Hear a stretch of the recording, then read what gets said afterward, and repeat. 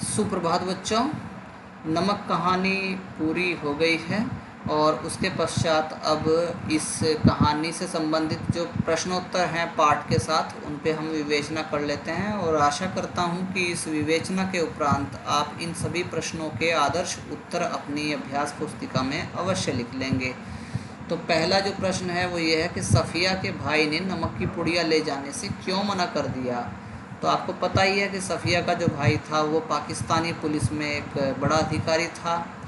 जब बहन ने भाई से पूछा कि भैया मैं नमक ले जाना चाहती हूँ, तो वो कानून का जानकार था, इसलिए उसने अपनी बहन को सही सलाह दी कि बाजी ये काम मत करो, नमक मत ले जाओ, क्योंकि ये नमक ले जाना गैर कानूनी है और यदि आप ऐसा करेंगी तो आप कस्टम वालों के सामने से जब गुजरेंगी वो इस आपकी चोरी को पकड़ लेंगे, आपके सामान की चिंदी चिंदी करके बिखेर देंगे, टुकड़े टुकड़े कर देंगे आपके सामान को, आपका वीज़ा और पासपोर्ट तो जब्त होगा और बदनामी जो होगी हम सब की होगी। तो इस वजह से सफ़िया के भाई ने उसको नमक की पुड़िया ले जाने से मना कर दिया था। दूसरा प्रश्न है बच्चों, नमक की पुड़िया ले जाने के संबंध में सफ़िया के मन में क्या द्वंद्व था, यानी क्या कॉन्फ्लिक्ट चल रहा था, क्या उलझन थी। तो नमक की पुड़िया ले जाने के संबंध में सफ़िया बड़ी परेशान थी, मन में बड़ी बेचैनी थी, बड़ी व्यग्रता थी। एक और तो उसने अपनी मुँह बोली माँ से वायदा कर लिया था कि वह उनके लिए लाहौरी नमक लेके आएगी और पूछा भी खुद था उसने कि आप कोई सौगात मंगाना चाहती हैं क्या लाहौर से। तो तब उस सिख बीवी ने कहा था कि अगर ला सको तो थोड़ा नमक ले आना। तो दृढ़ निश्चय थी लेखिका, तो उसने सोचा कि ये नमक तो मैं लेके जाऊंगी, लेकिन अब भाई ने भी मना कर दिया था और समझा दिया था कि बहन जी ये काम गलत है, गैर कानूनी है। तब उसके मन में द्वंद्व की स्थिति आ जाती है कि करूं या ना करूं, मैं इस काम को करूं या ना करूं। तो ये द्वंद्व चलता रहता है। वो सोचती है कि यार ऐसा कर लेती हूँ कि इसको मैं हाथ में रख लूँगी, बता दूँगी चोरी करके थोड़ी ले जा रही हूँ और थोड़ा सा ही तो सामान है, चंद पैसों का है, बहुत बड़ा ये लाखों करोड़ों का माल तो इधर से उधर नहीं कर रही हूँ मैं।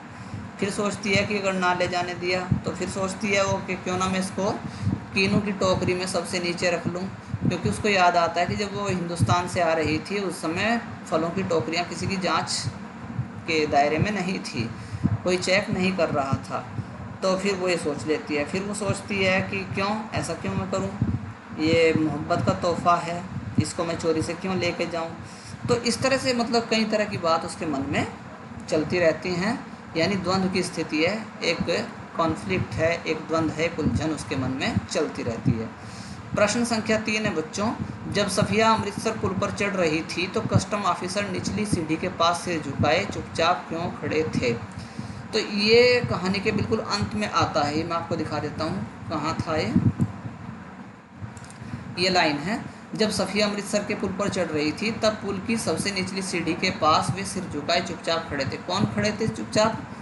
सुनील दास गुप्त, जो कहाँ के थे रहने वाले, वो रहने वाले थे ढाका के, और सर्विस कहाँ कर रहे थे वो कर रहे थे अमृतसर में। और ढाका उस समय कहाँ था? ढाका उस समय था ईस्ट पाकिस्तान में। तो वो ईस्ट पाकिस्तान छोड़ करके कहाँ आ गए थे? हिंदुस्तान में आके बस गए थे।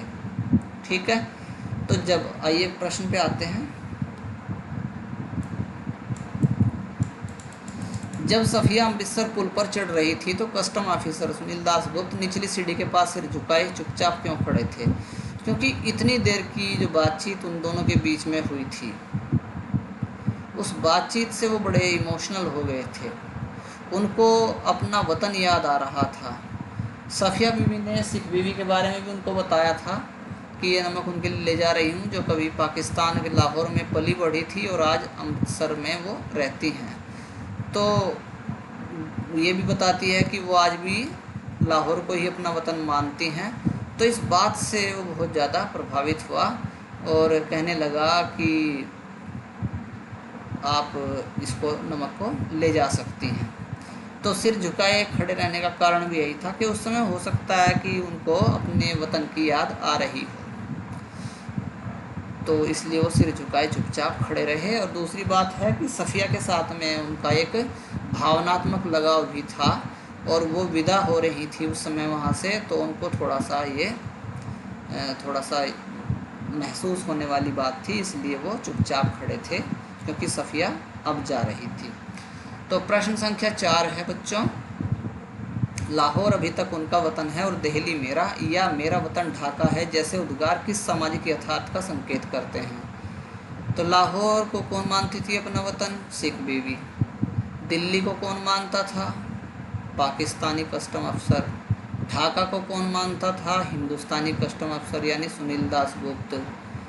तो ये लोग अपने वतन से दूर हैं, जहाँ उनकी मातृभूमि या जन्मभूमि है उसको वो छोड़ के आ गए हैं, और दिल्ली वाला आके बस गया लाहौर में, और ढाका वाला आके बस गया अमृतसर में, और लाहौर वाली आके बस गई कहाँ?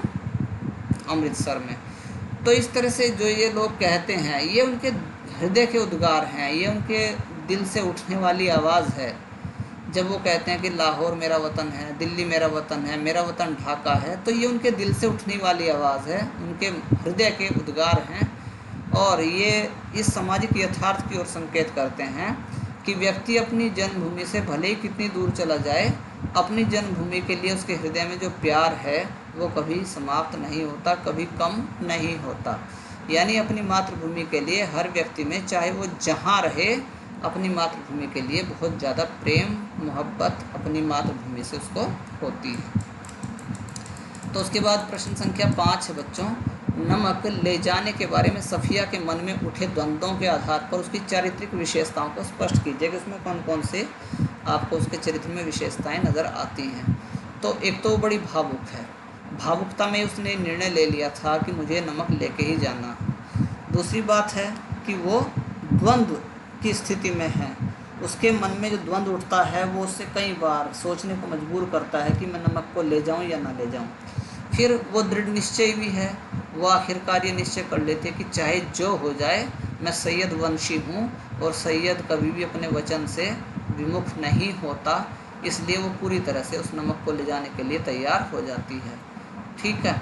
और सत्यवादिनी है, तो देखो उसने झूठ का सहारा नहीं लिया, बल्कि हर जगह उसने सच बोलने की कोशिश करी है, ईमानदार है। ठीक है। तो ये सारे क्या हैं, उसकी चरित्र की विशेषताएं हमें नज़र आती हैं इस कहानी के अंदर। अगला प्रश्न है, मानचित्र पर एक लकीर खींच देने भर से ज़मीन और जनता बट नहीं जाती है। कहा है लेखिका ने एक जगह, कहा लेखिका ने क्या कहा, ये पाठ में आया है कि मानचित्र पर लकीर खींच देने भर से ज़मीन और जनता बट नहीं जाती है। यह भाव जो है पूरे पाठ में आया है। ठीक है। तो उचित तर्कों एवं उदाहरणों के जरिए इसकी पुष्टि करिए। तो इस पाठ में हम कई ऐसे अवसर देखते हैं कि जहाँ एक देश में रहने वाला व्यक्ति दूसरे देश के प्रति, वहाँ के लोगों के प्रति, वहाँ की जलवायु और वहाँ की फसल के प्रति कितना संजीदा होता है, केवल इसलिए क्योंकि उसका जन्म उस स्थान पे हुआ। हालांकि जहाँ वो अब रह रहा है वो उस ज़मीन से भी प्यार करता है, लेकिन अपने हृदय से अपनी जन्मभूमि को कभी वो हटा नहीं सकता। तो पाठ में जहाँ जहाँ ये बातें आई हैं वहाँ से आपको उदाहरण लेकर के इस बात को पुष्ट करना है कि मानचित्र पर भले ही हम लकीर खींच दें, लेकिन ज़मीन और जनता बट नहीं जाती। कहने का मतलब ये हो गया कि जो ज़मीन पर खिंची हुई रेखाएं हैं वो जनता के हृदय पर कभी खींची नहीं जा सकती। मानचित्र बन सकते हैं, देश अलग हो सकते हैं, लेकिन उन देशों के रहने वाले जो बाशिंदे हैं वो एक दूसरे के साथ में बहुत ही भावनात्मक तरीके से जुड़े हुए होते हैं, और वो मानचित्र पे खींचे जाने वाली लकीर उसके हृदय से होके नहीं गुजर सकती। तो अंतिम प्रश्न है बच्चों, नमक कहानी में भारत व पाक की जनता के आरोपित भेदभावों के बीच मोहब्बत का नमकीन स्वाद घुला हुआ है, कैसे? तो कहानी का टाइटल आपको पता लग गया, नमक है। ठीक है।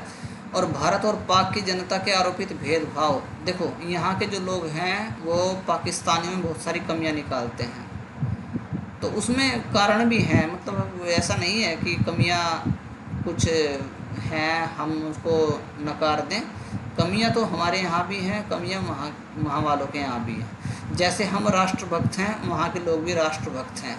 जैसे हम अपने देश को झुकने नहीं देना चाहते, वैसे ही वहाँ के लोग भी झुकने नहीं देना चाहते। लेकिन ये भेदभाव इतना आया कहाँ से?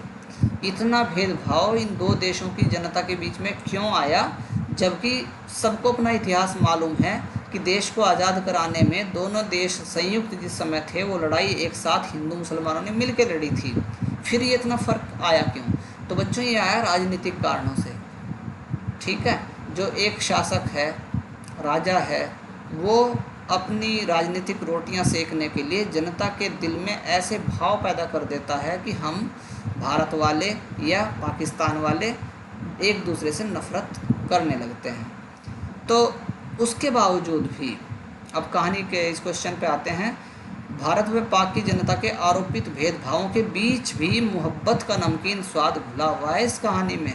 वो कैसे कि वही बात आ गई कि एक देश में रहने वाला अपनी जन्मभूमि को नहीं भुला पाता, वो वहीं की तारीफ़ करता है। जैसे वो नारियल की तारीफ़ करता है, कौन? सुनील दासगुप्त ढाका के नारियल की तारीफ़ करता है, कहता है कि यहाँ कलकत्ता में भी होता है डाब, लेकिन उस डाब की वो बात नहीं है जो ढाका वाले डाब की है। ठीक है।